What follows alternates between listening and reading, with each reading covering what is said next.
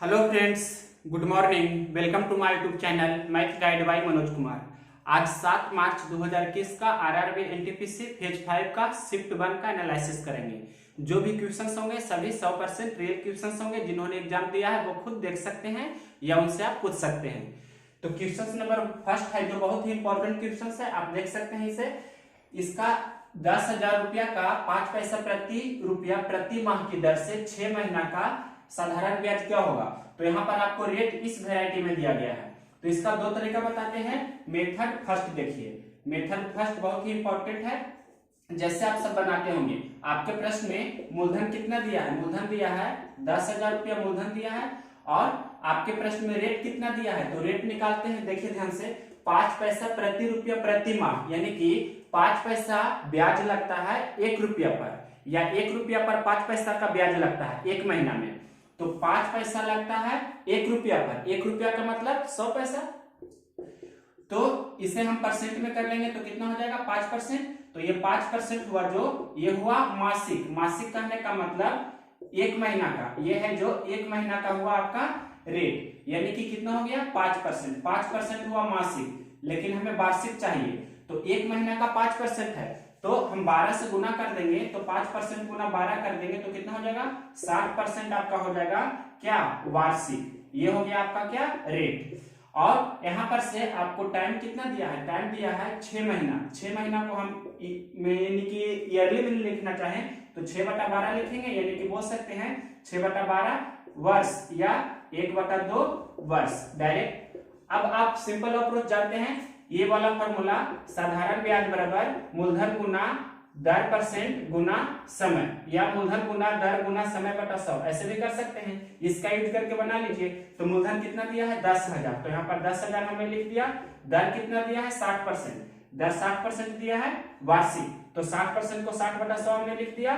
Time कितना दिया है 1/2, मतलब आधा वर्ष। अब इसे हल कर लीजिए, 2 जीरो से 2 जीरो यहाँ पर कैंसिल हो गया, और ये 2 से 30 दूनी 60 हमने कैंसिल कर दिया। तो 30 गुना 100, तो 30 गुना 100 करेंगे तो कितना हो जाएगा, 30 गुना 100 करेंगे तो आपका आंसर आ जाएगा कितना 3,000 रुपया। यही आपके प्रश्न का आंसर हो जाएगा। 3,000 रुपया आपका हो जाएगा SI। इसका मेथड सेकेंड देखिए, मेथड सेकेंड यहाँ बता रहे हैं। मेथड सेकेंड भी इंपॉर्टेंट है।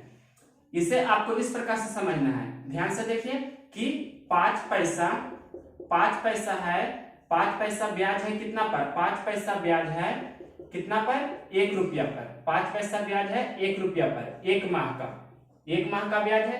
इसे हम उलट कर लिख सकते हैं इस प्रकार से कि 1 रुपया का ब्याज, 1 रुपया का ब्याज 1 माह का, 1 रुपया का ब्याज 1 माह का कितना है 5 पैसा है। इस प्रकार से हम लिख सकते हैं। तो ये आपके प्रश्न में दिया है 10,000 रुपया, तो 10,000 रुपया का ब्याज 1 माह का ही, 10,000 रुपया का ब्याज 1 माह का कितना हो जाएगा 10,000 गुना 5, यहाँ पर हो जाएगा 10,000 गुना 5, इतना क्या हो गया पैसा। अगर जैसे हम रुपया में बोलेंगे तो ये तो हो जाएगा 50, कितना हो जाएगा 50,000 हो जाएगा आपका पैसा। और रुपया में से हम बोलेंगे तो पैसा को रुपया में बदलने के लिए 100 से हम भाग दे देते हैं, तो 2 जीरो से 2 जीरो कट जाएगा, तो ये हो जाएगा कितना 500 रुपया। यानी कि 10,000 रुपया का 1 महीना का ब्याज कितना है 500 रुपया। तो आपके प्रश्न में कितना है 6 महीना का, तो वही 10,000 रुपया का 6 माह का ब्याज कितना हो जाएगा, 6 माह का ब्याज हो जाएगा आपके प्रश्न में 500 गुना कितना हो जाएगा 6, तो 6×5 30, यानी कि इस प्रकार से आपका आंसर हो जाएगा 3,000 रुपया। तो ये यूनिटरी मेथड से बताए हैं, चुकी के नियम से आप जानते होंगे। तो ये मेथड सेकंड था, ये मेथड फर्स्ट था, जैसे चाहे आप बना सकते हैं। नेक्स्ट क्वेश्चन देखिए, second number question number second देखिए। 28,000 रुपया का 10% वार्षिक चक्रवृद्धि ब्याज की दर से 1.5 वर्ष का चक्रवृद्धि ब्याज आपको बताना है। ऐसा लैंग्वेज में क्वेश्चन था, इसे हमने सिंबॉलिक फॉर्म में लिखा है। तो देखिए कैसे बनाते हैं इस प्रश्न को। R कितना दिया है 10% वार्षिक लिखा है आपके प्रश्न में, और टाइम कितना दिया है, टाइम दिया है 1.5 वर्ष। 1.5 वर्ष को हम लिख सकते हैं 3/2 वर्ष, या आप इसे ऐसे ही रहने दे सकते हैं, इसमें कोई बड़ी बात नहीं है। तो यहाँ पर से सबसे पहले 10% की दर से एक वर्ष का CI कितना होगा, 10% ही होगा ना, एक वर्ष का CI SI सेम होता है। तो 10% का मतलब कितना हो जाएगा, CI 10% हुआ, 10% का मतलब कितना, 10/100। तो इसे हम लिख सकते हैं कितना, 1/10। 1/10 कहने का मतलब मूलधन कितना था, 10, तो मिश्रधन कितना हो गया, 10 और 1 11। उसी प्रकार से अब आधा वर्ष का आपको निकालना होगा, तो आधा वर्ष का क्या हो जाएगा, SI इससे होगा, यानी कि 10% की दर से, ये तो 10 गुना 1 लिखा हमने, और 10% की दर से आधा वर्ष का SI कितना होगा, 5%। 5% का मतलब कितना होगा, 5/100, तो 1/20, यानी कि इस प्रकार से। तो 20 से कितना हो रहा है, 21। ये अब आपको ये दोनों गुना होता है, आपको पता होगा, मतलब 20 गुना 10 तो 200। यहाँ पर कितना हो जाएगा, 21 से कम 21 और 2, 21 से कम 21 और 2 23, यानी कि ये दोनों का डिफरेंस ही होता है क्या, CI होता है, यानी कि ब्याज बराबर होता है मिश्रधन माइनस मूलधन। तो यहाँ पर से दोनों का डिफरेंस कितना का है, यानी कि 31 रुपए का डिफरेंस है। ये आपका हो गया CI रेशियो में। तो प्रश्न में कितना दिया है मूलधन, प्रश्न में मूलधन कितना दिया है, 28,000 रुपया। आपको क्या निकालना है, CI, यानी कि इस प्रकार से डायरेक्ट लिखना है, देखिए ध्यान से, यानी कि 200 रेशियो का वैल्यू आपके प्रश्न में कितना दिया है, 200 रेशियो का वैल्यू दिया है 28,000 रुपया। तो एक रेशियो का वैल्यू कितना होगा, 28,000 बटा कितना हो जाएगा, 28,000 बटा हो जाएगा 200। और आपको निकालना है क्या, CI, तो CI रेशियो में कितना है, 31, तो 31 से गुना हो जाएगा, 2 0 से 2 0, ये 140 बाद में कैंसिल हो जाएगा, यानी कि 140 गुना कितना करना होगा, 31।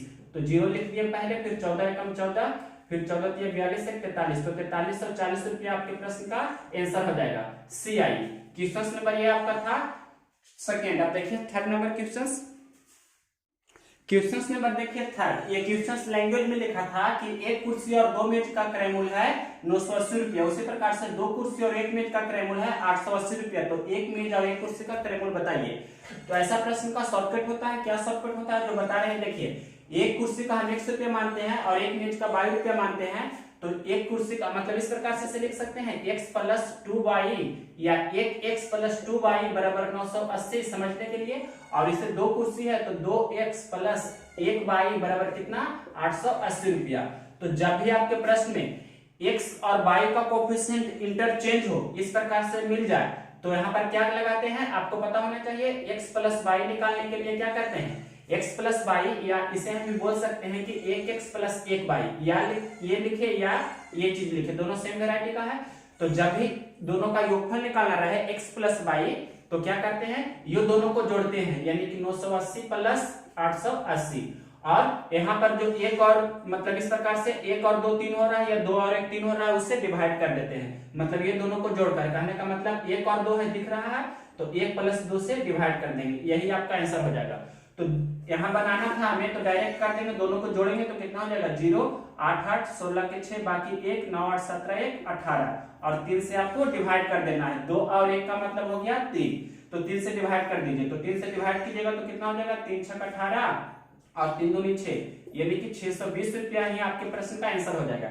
ये समझने के लिए आपको बताया। ऐसे डायरेक्ट आपको क्या करना है, दोनों को जोड़ना है और 1 और 2 3 से भाग दे देना है, यही होता है एक, और ये एक दोनों का जोड़ का योगफल का आंसर होता है। क्वेश्चन नंबर देखिए 4, 12.8 का x%, इस प्रकार से लिखा गया आपके प्रश्न में। तो इसे हम यहाँ बना रहे हैं, देखिए इसे हम लिख सकते हैं दशमलव, दोनों तरफ दशमलव के बाद एक अंक है तो दशमलव हटा देते हैं, तो 128 गुना x/100 बराबर 384। अब देखिए ये कैंसिल होता है ना, 8 3 24, 3 बार में डायरेक्ट कैंसिल हो रहा है, देख सकते हैं। 8 3 24 के 4 बाकी 10 और 12 3 36 और 2 38, तो 100 गुना 3 कितना हो जाएगा, x का मान हो जाएगा आपका 100 गुना 3, कहने का मतलब 300 आपका आंसर हो जाएगा। नेक्स्ट क्वेश्चन देखिए 4 के बाद 5। क्वेश्चन नंबर देखिए 5, ये क्वेश्चन बोल रहा है कि किसी वस्तु को 9,090 रुपया में बेचने पर 10% की हानि हुई, तो उस वस्तु का मार्केट प्राइस अंकित मूल्य क्या होगा। तो ये विक्रय मूल्य दिया है इतना और 10% का हानि है, तो आपसे अंकित मूल्य पूछ रहा है। तो इसका मेथड फर्स्ट देखिए, मेथड फर्स्ट बहुत ही इजी है। आपको अंकित मूल्य अगर तो निकालना है तो विक्रय मूल्य पहले कितना दिया है, 90 इतना रुपया, 10% हानि, कहने का मतलब 90% पर बेच रहा है, तो 90% का मतलब 90/100, तो 100/90, इस प्रकार से उल्टा करके लिखते हैं और हल कर दीजिए। तो 9 से ये कैंसिल हो जाएगा, 9 है 90 और फिर इस प्रकार से 10 10 बार में कैंसिल हो जाएगा, तो आपका आंसर कितना हो जाएगा, यहाँ पर से गुना कर सकते हैं, मतलब 10 एक जीरो और एक जीरो और, मतलब ये आपके प्रश्न का आंसर हो जाएगा। इसका सेकेंड अप्रोच देखिए, मेथड नंबर सेकेंड यहाँ बता रहे हैं 10% हानि कहने का मतलब 10% हानि कहने का मतलब क्या हो गया, 1/10 का हानि, यानी कि अंकित मूल है कितना 10, हानि कितना का हो रहा है 1 का, तो वस्तु कितना बिक रहा है 9 में। तो 9 रुपया का वैल्यू, 9 रेशियो का वैल्यू कितना दिया है आपके प्रश्न में, 9 रेशियो का वैल्यू आपके प्रश्न में दिया है 9090 इतना रुपये, मतलब एक रेशियो का वैल्यू कितना हो जाएगा, तो एक रेशियो का वैल्यू हो जाएगा 9090 अपॉन कितना 9। अब 9 से कैंसिल कर दीजिए तो 9 दहे 90, फिर 9 दहे 90, यानी कि 10 बार में कैंसिल हो जाएगा। तो आपसे जो पूछ रहा है मतलब अंकित मूल पूछ रहा है, तो 10 में गुना करेंगे कितना से 10 से, यानी कि आपका आंसर कितना हो जाएगा 10 एक जीरो और, मतलब इस प्रकार से आपका ये आंसर हो गया। क्वेश्चन नंबर 5 के बाद देखिए क्वेश्चन नंबर 6 नंबर क्वेश्चन क्या कह रहा है, ये क्वेश्चन है ए बी से दुगना है और बी सी से 3 गुना कार्यकुशल है। इस प्रकार से ए बी और सी है, ए है जो बी से दुगना कार्यकुशल है और बी है जो सी से 3 गुना कार्यकुशल है, बी है जो सी से 3 गुना कार्यकुशल है, मतलब क्षमता आपके प्रश्न में दिया है सी को 1 मानते हैं तो बी 3 हो जाएगा और 3 दूनी ये कितना हो जाएगा 6। तो प्रश्न ये क्षमता आपको मजदूरी के समानुपाती होता है, क्षमता होता है वही मजदूरी होता है यानी कि रुपया होता है। तो प्रश्न में लिखा है तीनों ए बी सी तीनों मिलकर उसी कार्य को इस प्रकार से 54 दिनों में करते हैं, यहाँ पर दिन है 54 दिनों में करते हैं, तो यहाँ तीनों मिलकर कितना के क्षमता से काम करेगा 6 3 9 और 1 10 के क्षमता से 54 दिन में कितना काम करेगा, जो टोटल वर्क हो गया आपका 6 3 9 1 10 गुना 54, ये आपका टोटल वर्क हो गया। तो क्वेश्चन बोल रहा है कि ए अकेला उस कार्य को कितना दिन में करेगा, ए कहने का मतलब 6 के क्षमता से ए कितना दिन में काम करेगा 540 काम करना है, तो 6 से 6 नंबर 54 तो 9 है 90 दिन, तो 90 दिन आपके प्रश्न का आंसर हो जाएगा। ये क्वेश्चन नंबर 6 था। देखिए क्वेश्चन नंबर 7, क्वेश्चन नंबर देखिए 7, 50 का 860% माइनस 860 का 50% कितना होगा। तो ये तो दोनों सेम वेरायटी आपको दिख रहा होगा कि 50 गुना 860 बटा 100 इस प्रकार से लिखा है और यही चीज इधर लिखा गया है 860 गुना 50 बटा 100। तो यहाँ पर से 2 जीरो से 2 जीरो काटे या नहीं काटे आपको दिख रहा है, ये वाला चीज प्लस में है और ये वाला चीज माइनस में है, तो इस प्रकार से कैंसिल हो जाएगा। हम यहाँ भी कैंसिल कर सकते हैं, तो इसका आंसर कितना आ जाएगा 0। कहने का मतलब +5 और -5 लिखा हुआ है, तो इसका मतलब 0 होता है समझने के लिए, तो उसे वेरायटी का ये दिया गया है, तो आपका आंसर कितना हो जाएगा 0। नेक्स्ट क्वेश्चन देखिए, ये आपको a² - b² का यूज करेंगे तो a + b * a - b लिख सकते हैं। कहने का मतलब ऊपर में लिख सकते हैं 4.2 + 1.9 और मतलब a + b हो गया इंटू a - b यानी कि 4.2 और -1.9।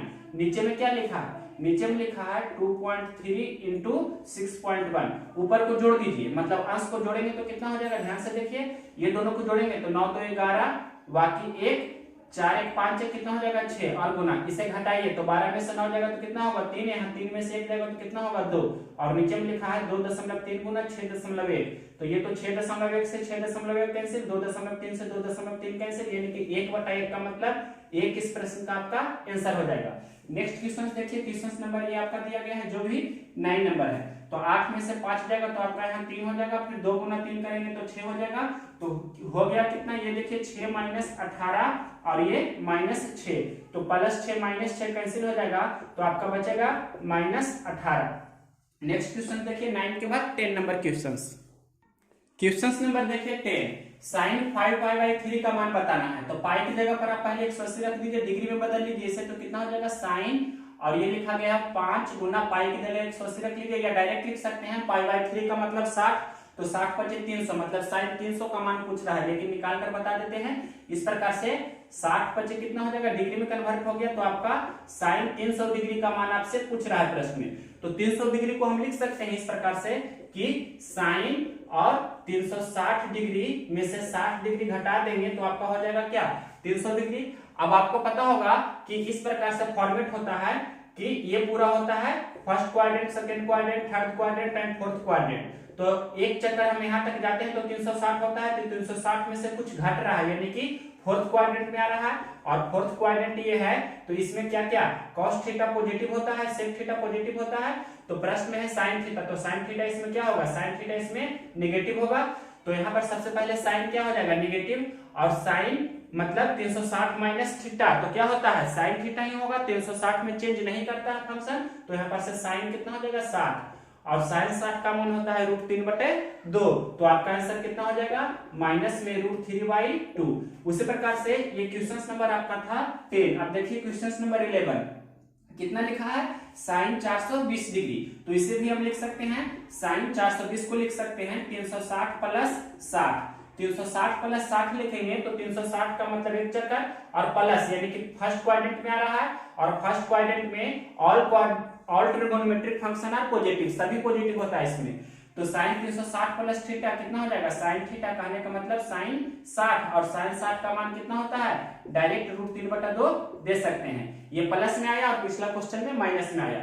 नेक्स्ट क्वेश्चन देखिए, ये आपको 2401 का वर्गमूल आना चाहिए, तो 2401 का वर्गमूल क्या होता है 49, क्यों होता है क्योंकि 50 से एक कम है तो उसका 0 लिखे, और 25 में घटा दिए तो 24 है, मतलब कहने का मतलब 176 प्लस इसके जगह पर कितना लिखेंगे 24।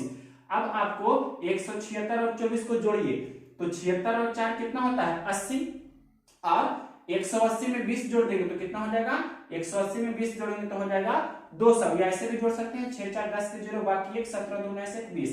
अब 200 को लिख देंगे 2 गुना 100, तो 100 का 10 हो जाएगा, यानी कि 10√2, या डेसिमल में और भी करना चाहें तो 10 गुना 1.414, और दशमलव एक अंक आगे चला जाएगा, कहने का मतलब 14.14 आपका आंसर हो जाएगा, मतलब 14.14 आपके प्रश्न का आंसर होगा। 12 के बाद देखिए 13 नंबर क्वेश्चन नंबर देखिए 13। ये क्वेश्चन बोल रहा है कि यदि a अनुपात b 2:1, b अनुपात c 3:1 है, यदि c किसी दूरी को 54 मिनट में तय करता है तो a कितने देर में उसी दूरी को तय करेगा। तो पहले a b c का यहाँ पर से अनुपात निकाल लीजिए, तो यहाँ पर देखिए b 1 है और b यहाँ 3 है, तो इसमें हम 3 से गुना कर देते हैं, तो ये 3 दूनी 6 और अनुपात 1:3 हो जाएगा, मतलब a b c का आपका रेशियो कितना चला है, a हो गया कितना 6 और b हो गया आपका कितना, यहाँ से भी देख सकते हैं यहाँ से भी b सेम हो गया तो 3 और c कितना है 1। अब आपके प्रश्न में दिया है c का वैल्यू कितना है 48 मिनट, यहाँ c का वैल्यू कितना है 1 मिनट, कहने का मतलब एक रेशियो का वैल्यू कितना दिया है 48 मिनट। तो जो भी पूछ रहा है क्या पूछ रहा है आपके प्रश्न में a का, तो a रेशियो का वैल्यू कितना होगा, कहने का मतलब 1 में 48 से गुना करने पर 48 हो रहा है, तो यहाँ भी 6 में 48 से गुना कर देंगे, तो 8 6 48 के 8 बाकी 4 6 चौक 24 और 4 कितना हो जाएगा 28, 8 6 48 का 8 बाकी 4 24 और 4 28, इतना मिनट आपके प्रश्न का आंसर होगा। नेक्स्ट क्वेश्चन देखिए, क्वेश्चन नंबर ये था 13, इसके बाद क्वेश्चन नंबर देखते हैं 14। क्वेश्चन नंबर देखिए 14, ये दे रहा है कि किसी वस्तु का अंकित मूल्य 200 रुपया है और 10% और 20% की 2 क्रमिक छूट दिया गया है, तो उस वस्तु का विक्रय मूल्य कितना होगा सेलिंग प्राइस। तो इसे शॉर्टकट वे में बनाते हैं, 200 रुपया अंकित मूल्य है, पहला छूट 10% है यानी कि 90% पर बेच रहा है, तो 90/100, 20% छूट है यानी कि 80% पर बेच रहा है, तो 80/100। यहाँ पर से आप कैंसिल कर सकते हैं 1 0 से 1 0, यहाँ पर से 20 चौके 80 और 20 100 और भी कैंसिल कर सकते हैं, 1 0 से 1 0 ये कैंसिल कर दिए, और ये 5 से 5 चौके 20 हमने कैंसिल कर दिए, तो गुना करने का रहा 4 गुना 9 गुना 4 गुना 9 गुना कितना 4, ये 4 गुना 9 गुना 4, तो 4 चौके 16, 16 गुना 9 कितना होता है 144, तो 144 रुपया आपके प्रश्न का आंसर हो जाएगा।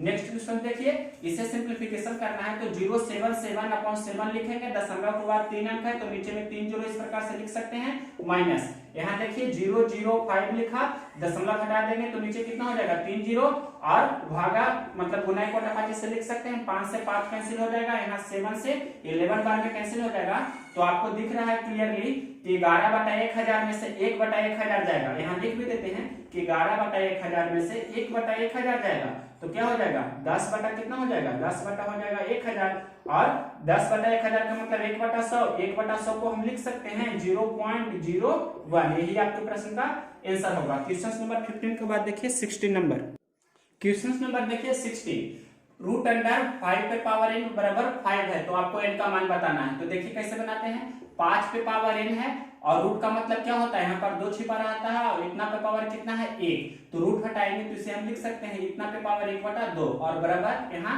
5 पे पावर 1 है, अब यहाँ देखिए पावर पावर गुना होता है तो n गुना 1/2 मतलब 5 की पावर कितना हो जाएगा n/2 और यहाँ पर 5 की पावर कितना है 1। आप रूल जानते हैं कि a पर पावर m बराबर a पे पावर n रहता है। जब दोनों का आधार समान रहता है तो पावर भी समान होता है यानी कि m बराबर n होता है। तो यहाँ पर से हम लिख सकते हैं कि इसीलिए यहाँ पर से n/2 बराबर कितना होगा 1।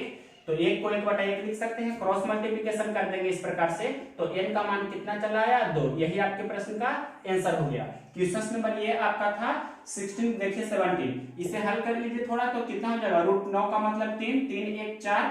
यहाँ इस प्रकार से लिख सकते हैं 3 + 1/3 - 1 तो 4 बटा कितना हो जाएगा 2 और 4/2 को हम लिख सकते हैं डायरेक्ट 2। उसी प्रकार से y निकाल लेंगे तो कितना हो जाएगा 4 + 1/4 - 1 हो जाएगा तो कितना हो जाएगा 4 1 कितना होता है 5 और 4 में से 1 जाएगा तो 3 5/3। अब यहाँ हल कर लेंगे मतलब ये हो जाएगा कितना 2 का स्क्वायर और प्लस 5/3 का स्क्वायर तो 2 दूनी 4 ये 25 बटा कितना हो जाएगा 9 यानी कि 4.25/9 आपके प्रश्न का आंसर हो जाएगा। नेक्स्ट क्वेश्चन देखिए 18 नंबर। क्वेश्चन नंबर 18 देखिए बोल रहा है कि तीन संख्याओं का अनुपात 1:2:3 है। इस प्रकार से तीन संख्या का अनुपात है 1 2 3 और उनका मसा आपके प्रश्न में 15 दिया है तो तीनों संख्याएं बताइए। इसका एचसीएफ कितना दिया है आपके प्रश्न में 15। तो यहाँ पर से ये तीनों का एचसीएफ कितना हो जाएगा रेशियो में एचसीएफ कितना हो जाएगा रेशियो में एचसीएफ हो जाएगा 1 यानी कि एक रेशियो का वैल्यू कितना दिया है 15।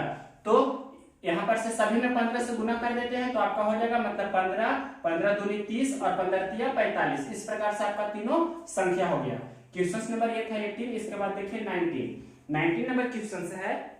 ये क्वेश्चन से 12.8 में क्या जोड़े कि 29.053 हो जाए। 12.8 में क्या जोड़े कि ये हो जाए 29.053 29.053 ये आपकी क्वेश्चन दिया गया है। तो भाग का मान निकालना है तो ये इस तरफ जाएगा तो घट जाएगा यानी कि 29.053 में से घटा दीजिए कितना 12.8 तो मतलब घटाते हैं इस प्रकार से 29.053 में से कितना घटाना है 12.8 तो घटा लीजिए। यहाँ पर अपने मन से 0 दे सकते हैं तो घटाइए। यहाँ पर तो ये तो ऐसे ही रहेगा और 8 में से 2 जाएगा तो 6 यानी कि आपका आंसर हो जाएगा 16.253। ये आपके प्रश्न का आंसर हो जाएगा।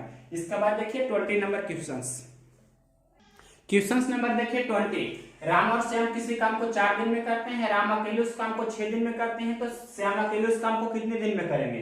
तो 4 और 6 का पहले एलसीएम निकाल लीजिए तो एलसीएम कितना हो जाएगा आपका 4 और 6 का एलसीएम हो जाएगा 12 मतलब राम और श्याम 3 के क्षमता से काम करेगा दोनों मिलकर और ये राम है जो 2 के क्षमता से काम करेगा तो 3 में से 2 घटा देंगे। राम और श्याम मिलकर 3 के क्षमता से काम करता है और राम अकेले है जो 2 के क्षमता से काम करता है तो श्याम कितना के क्षमता से काम करेगा मतलब 3 रेशियो में से 2 रेशियो घटा देंगे तो आपका कितना आ जाएगा 1 रेशियो यानी कि श्याम 1 रेशियो से काम करेगा। तो 12 काम टोटल करना है 1 के क्षमता से तो आपका कितना आंसर हो जाएगा 12 दिन आपके प्रश्न का आंसर हो जाएगा। 12 यूनिट टोटल काम करना है 1 के क्षमता से तो कितना दिन में करेगा 12 दिन में करेगा। यही आपके प्रश्न का आंसर है। क्वेश्चन नंबर देखिए 11। ये आपका दिया गया है डाटा और इसका मीडियन माध्यिका पूछ रहा है। तो माध्यिका निकालने के लिए असेंडिंग बढ़ते क्रम में लिखिए। तो सबसे पहले 2 1 2 बार है तो 2 को हमने लिख दिया 2 बार 2 का काम हो गया। उसके बाद 3 है 3 हमने लिख दिया। 3 के बाद कितना है 4 नहीं 5 है तो 5 लिख दिया हमने। 5 के बाद 6 भी लिख दिया। 6 के बाद कितना है 7 है। 7 के बाद 9 है और फिर 10 है और फिर ये 11 है। टोटल कितना हो गया 2 2 4 2 6 2 8 1 9 तो 4 को इधर हम छाप रहे हैं और 4 को इधर तो आपको बीच में कौन बचा 6 तो आपका माध्यिका कितना हो गया 6। यही आपके प्रश्न का आंसर है। नेक्स्ट क्वेश्चन देखते हैं।